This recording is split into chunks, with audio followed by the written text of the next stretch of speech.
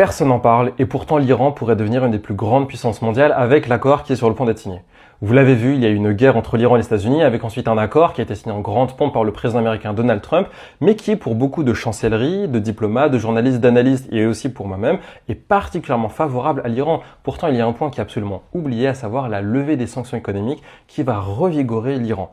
Si on regarde le protocole d'accord, l'accord qui est signé, vous avez une stabilisation du conflit entre l'Iran et les États-Unis, avec ensuite aussi un cessez-le-feu au Liban, ce qui va favoriser le Hezbollah libanais, partenaire de l'Iran. À propos du programme balistique iranien, il n'est pas mentionné. À propos de l'influence régionale de l'Iran au Moyen-Orient, elle n'est pas mentionnée. À propos du programme nucléaire iranien, il y a un engagement de l'Iran à ne pas acquérir la bombe, ce qui était déjà le cas avec le traité de non-prolifération sur les armes nucléaires de 68, donc rien de nouveau. Il y a effectivement une dilution de son uranium enrichi, donc je dirais un raccourcissement en fait de ses capacités nucléaires à court-moyen terme.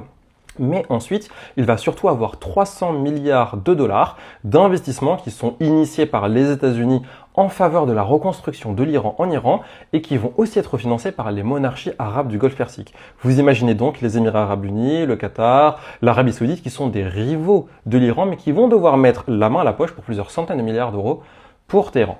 Et ensuite vient un point qui est capital et qui passe absolument à côté des radars, à savoir s'il y a un protocole d'accord qui va devenir un accord négocié sous 60 jours qui est signé, vous aurez avec effet immédiat une levée des sanctions économiques qui pèsent sur l'Iran, qui ont été initiées par les États-Unis, par l'ONU et par l'AIEA, l'Agence internationale pour l'énergie atomique. C'est-à-dire que vous passerez d'un État qui est une république islamique depuis 79, c'est-à-dire 50 ans quasiment de sanctions économiques, à zéro sanctions économiques. L'Iran ne sera plus une des puissances régionales au Moyen-Orient, mais sera la puissance régionale avec un potentiel économique qui est encore tout à fait inexploité. Regardez la situation au Moyen-Orient. L'Iran, c'est la deuxième plus grande population au Moyen-Orient, 90 millions d'habitants. Vous avez énormément d'ingénieurs, énormément d'entreprises, vous avez une population qui est très éduquée et surtout qui est férue de produits occidentaux. Il y a une envie de se connecter à l'économie monde.